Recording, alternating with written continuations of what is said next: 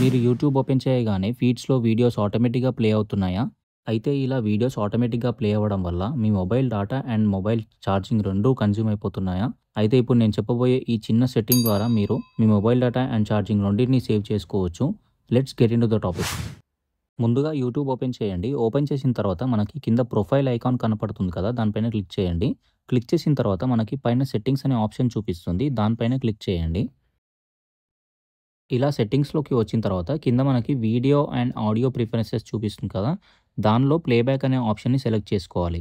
ఈ ప్లేబ్యాక్ అనే option Android use చేస్తున్న వాళ్ళకి పైన మనకి జనరల్ అనే ఆప్షన్ చూపిస్తుంది కదా! ఈ జనరల్ అనే ఆప్షన్‌లో ప్లేబ్యాక్ ఆప్షన్ చూపిస్తుంది.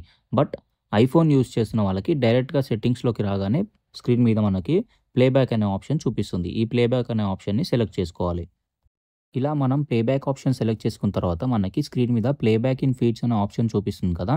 దాన్ని సెలెక్ట్ చేసుకోవాలి. ఇలా సెలెక్ట్ చేసుకున్న తర్వాత మనకిక్కడ ఆఫ్ అనే ఆప్షన్ చూపిస్తుంది. ఆ ఆఫ్ అనే ఆప్షన్‌ని సెలెక్ట్ చేసుకోవాలి. ఈ విధంగా మనం యూట్యూబ్ ఓపెన్ చేయగానే ఫీడ్స్‌లో వీడియోస్ ఆటోమేటిక్‌గా ప్లే అవ్వడాన్ని ఆఫ్ చేయొచ్చు. ఈ వీడియో గనక మీకు నచ్చినట్లయితే please do like, share and subscribe my channel.